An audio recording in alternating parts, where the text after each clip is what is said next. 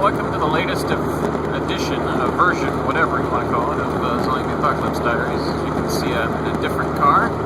I apologize for the lighting. I'm not going to be able to do anything about that, so you just have to figure it out. But, well, that's better. Anyway, yeah, that'll work. So yeah, I'm in my latest car. It's a car I've actually partially owned for quite some time, about I think 5 years. Anyway, so we'll be doing this in a little tiny Super Majesty 1987. It's for sale, by the way. If you'd like to buy it, give me a call.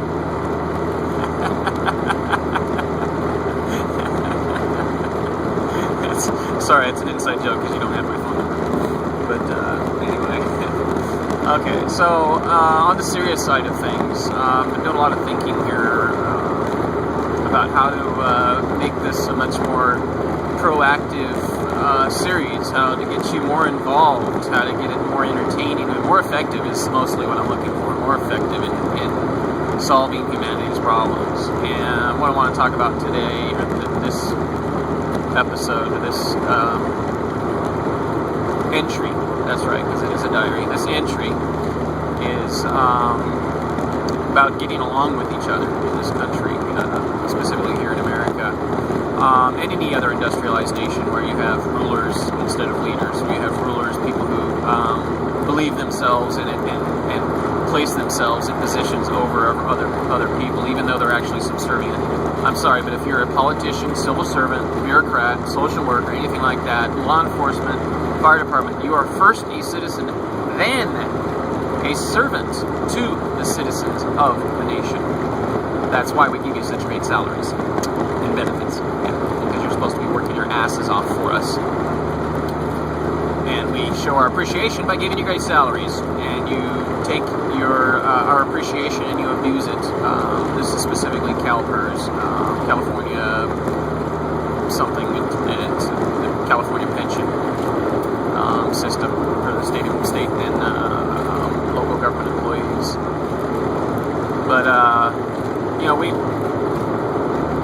this whole zombie thing is, again, the basis of it is money, and we are cutting each other's throat for $1, and we've got to stop. We are all participating in the zombie, in being zombies. I cannot see. Great. Anyway, so we've got to learn to get along with each other. We've got to stop being this way towards each other. We've got to figure this out. Anyway, so I'm trying to deal with the fact that I can't see out my windshield too well right now, but anywho. So what we need to do is we need to start thinking. I mean, that's a big thing, of course. We need to start thinking. We need to start specifically thinking here in this instant about getting along with each other, about why we should get along with each other, cooperate with each other, help each other. Because the fact is these zombies they're probably going to continue to rule us for decades. Because I can't get this thing to be effective enough, and there's just not enough solution out there to overcome the problem. So, hopefully we get people listening, watching this, paying attention, but, we've got to, in the meantime, we've got to survive. And to survive and hopefully start to make progress, we've got to start working together. We've got to reverse the trend of cutting each other's throats over $1 and start cooperating and realize and learn and understand and spread the word to each other that getting along with each other is the only way we can align ourselves against these damn zombies. And again, by zombies, I mean the people that repress us and oppress us. Your civil servants, your law enforcement, your corporate executives, your politicians, all those people who are out there trying to take advantage of other people for personal gain. Because there's just no sense to it. But anyway, so we've got to work together, and we've got to realize how important that is. And just in realizing how important it is, that's all we need to do. Just realize how important it is to work together. And once we realize how important it is, everything else falls into place. Anyway, I'm going to continue this a little bit later.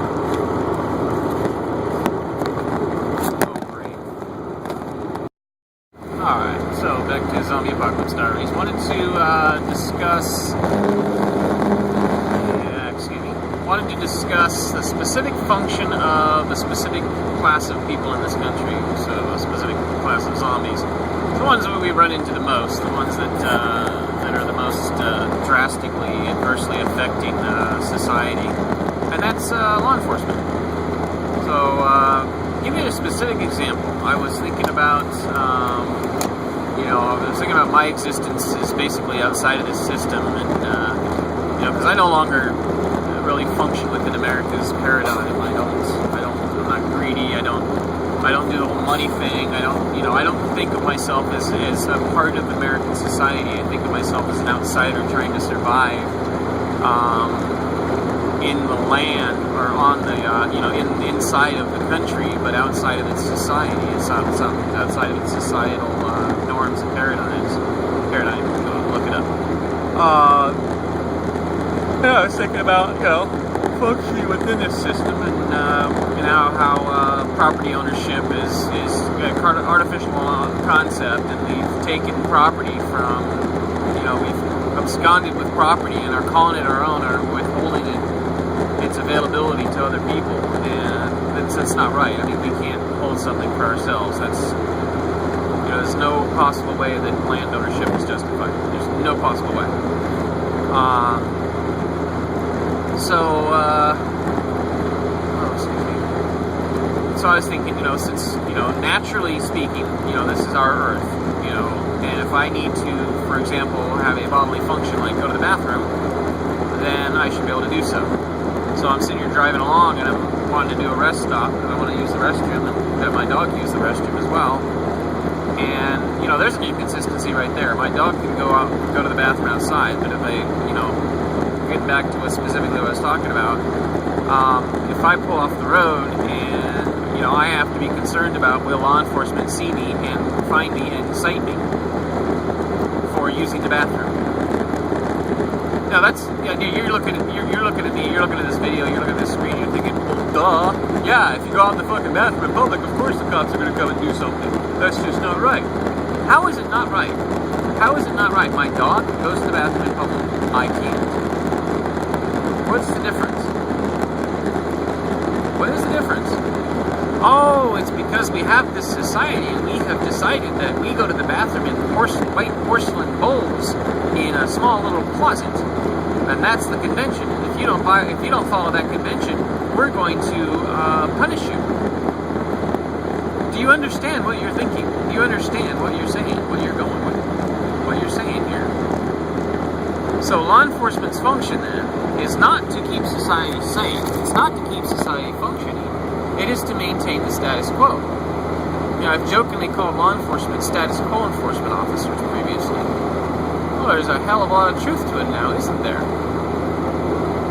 So rather than going around and observing safety violations or issues that make a difference to us as far as society, functional society is concerned, law enforcement goes around looking for things that people are doing wrong so that they can inflict financial punishment, so that they can bring revenue in for the jurisdiction that maintains that law enforcement body, city, county, state, federal, whatever. So these people are not functioning in a manner that serves society. They're functioning in a manner that serves themselves. So if you are one of those people, and even whatever you do, if you're doing a job, if you're doing something that supposedly serves society, which a job is supposed to serve society, you're going to pressure people about getting a job. You better goddamn well understand that getting a job means participating in society.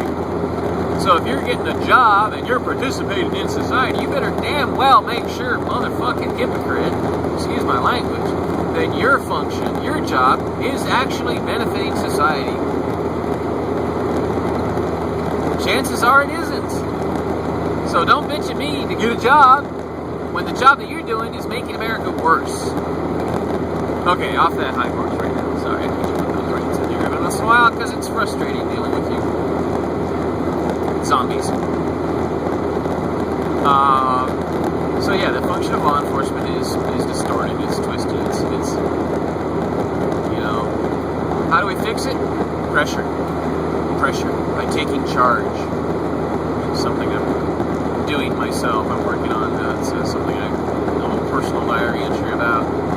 But take charge, we take our authority, we understand what our position is in society, what our authority is in society, and we take that. Now, as a citizen of the United States, with all rights, in other words, if you're not a convicted felon, you are the ultimate authority in this nation. Not individually over others, but individually with others. We all have power, and us citizens all have power over law enforcement.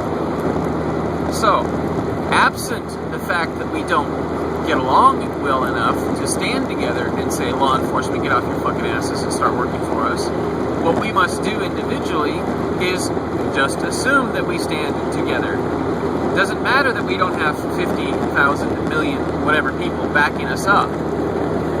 Wow. All that matters is that we take our authority. If law enforcement is going to exceed their authority, which derives from us, and abuse that authority against us, then who is to say that we are not well within our rights to demand on an individual basis that law enforcement serve its function to our benefit? So, absent the fact that we don't yet get along with each other, there is something you individually can do, and that is to take charge. Law enforcement starts doing something wrong, you point it out to them. You tell them. You stand up to them. Yes, it might get you in trouble, but that's not what matters. What matters is being right. It doesn't matter that you're thrown in jail because you stood up to an officer. What matters is that you stood up to an officer. Enough of these cases go through courts, and guess what? People are going to start paying attention. Hey, there's all these cases going through of people standing up to law enforcement. People will start taking notice. That's how things change. They change with you individually, one at a time. No, I can't force you to go out there and get along with everybody. That's something that requires two people. But I can tell you to be confident, to take charge, to take authority, and do that with everything, with everybody. And that's going to be just, discuss this about everybody, about civil servants, about politicians, about corporate executives, about everybody, about corporations, about your boss, about everybody. Stand up for yourself. Stand up to your manager, stand up to your law enforcement officers, stand up to your civil servants, stand up to your social workers. Stand up for yourself. Yes, you're going to get shit on. And if you're the only one doing it, you might end up like me, bullied so much that you end up leaving the country. Is that such a bad thing? Do you really want to stay in a country where no one defends each other? I sure don't. I don't think you do either. So don't. It's that simple.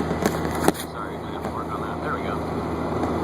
Alright, so that's this version, or edition, or entry. Alright, so I was just sitting here thinking to myself about right and wrong. What is the difference between right and wrong, for example, is what we're taught. We're told we have to learn the difference between right and wrong. What exactly does that mean? What makes something right versus wrong? That's a question you need to ask yourself. It's not about what is right and what is wrong. It's a matter of what right means and what wrong means. If you can understand those two things, or that concept, then you don't need to learn what's right and wrong. You just figure it out as you live, as you go through life. And that's what this is really all about. If you don't do these things consistently throughout your life on your own, if you constantly have to remember or memorize or refer or check with someone else, you're not living for yourself. You're not alive. So living for yourself requires understanding of everything in your life, or at least most of what, or everything that affects you in your life, at least the majority of it. So right and wrong is very fundamental. But what makes something right versus wrong? Well, that's a good question. And I think what I'm going to do at this point is just let you think about it. Okay, so you've had time to think about it. I'm laughing because it's only been about a minute, if that. But, one thing I do know about right and wrong is it's not a matter of what other people say. Not at all. is a matter of how it affects others, but not specifically, just exclusively how it affects others. It's how it other people, excuse me. It's how it affects everything. And it's about doing the correct thing. It's not about right or wrong as far as morally, as far as, well, that's just not the right decision to make because it's not what people think is right. You know, that's not what right and wrong means. It literally means correct, incorrect. There is an absolute right answer to everything that we do. There is an absolute correct way to do, or a correct decision to make in everything that we do in life. So, for example, you know, the question of, is it wrong to steal? You can't ask that question. Is it wrong to steal? Generally, yes, but you cannot say it's wrong to steal in every instance, period. That is a moral decision that must be made. You can't just be lazy in your thinking and say, it's wrong to steal. That's an absolute, and it doesn't work. You have to judge every individual situation. Now, what I'm not saying is that you go into the store and you sit there and think to yourself, now, is it a good idea for me to steal today? No, that's not what I mean. Yes, generally speaking, it is wrong to steal. But there may be instances where you need to, or that it's not wrong, or that it's not against the rules, for lack of better description. But what I'm getting at here, and what the real situation or real premise of this discussion is that right and wrong has its basis in moral reasoning, and moral reasoning has its basis in correctness. It is absolutely, positively making the most correct decision. And what is the most correct decision has absolutely nothing to do with how other people feel. Whether or not you steal something, for example, is not a matter of what the laws are and what other people feel about whether or not you should steal. It is an independently made decision on your own that you decide, will it or won't it affect others? In and of itself, in the action, and in the existence of the action. So, for example, you go to, let's say, Walmart, and you want to shoplift a candy bar. Are you harming anybody? Is anybody going to die? Is anybody going to be broke or hurt or harmed or have their health affected adversely or anything like that because you stole that candy bar? On the surface, no. Below the surface, no, still not going to be harmed. You've taken 5 cents of profit away from the candy bar manufacturer and about 40 cents of profit away from Walmart. So, in that regard, you're probably doing a world a favor. But, is it right? But is it a good idea to steal if it encourages other people to do the same thing? To make the same rash, wrong decision? No, it's not. So that's why you don't make these, that's why you have to make these judgments in isolation. You have to make all the comparisons on their own.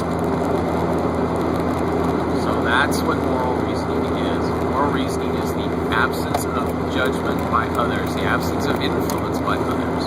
It is simply the understanding of the system, of the components, of all the elements in the equation, and making the correct decision. There is only one correct decision in just about everything you do. That's what moral reasoning is, and that's what this is really all about.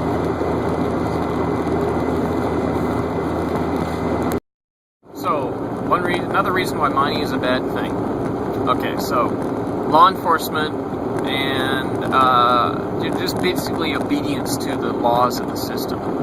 We no longer require people, we no longer encourage obedience through just encouraging it. We require it, we force it upon people. We make them obey, and we sanction them financially if they don't. So, in other words, all this paradigm of punishment is about in this country is money. So instead of actually encouraging people to behave, we discourage people from behaving, discourage them from knowing right from wrong, from knowing how to behave, and turn them into criminals and charge them money for not obeying the rules. So we have a system where instead of people following the rules because, being a cooperative members of society because we all follow the rules, because that's what rules are for. Rules are to make society run smoothly. So that because nobody is doing this, because people don't sometimes do this, they get sanctioned financially for disobeying the laws. So where is the encouragement for the system to teach people how to obey, how to be good in society? Our society is fundamentally flawed because of money. Because of money. Because we want people to pay money for being disobedient. Just think about that for a while. Okay, so, we talk about societies collapsing and whatnot. Well, American society has already collapsed. The zombies have taken over. They've won. We can still get it back, but society has collapsed. It's all over with. And the reason you know that is because civil servants are raiding the coffers, basically. They run our government, our infrastructure, to their advantage and to their advantage only, at our detriment. Which, what is a society? A society is infrastructure and management and resources combined and put together to benefit all. But what we have is these people are working to benefit themselves at our expense. We have become a resource to them, and we pay them. So, do you get the feeling I'm really harping on civil servants abusing their power and position? They're destroying this society.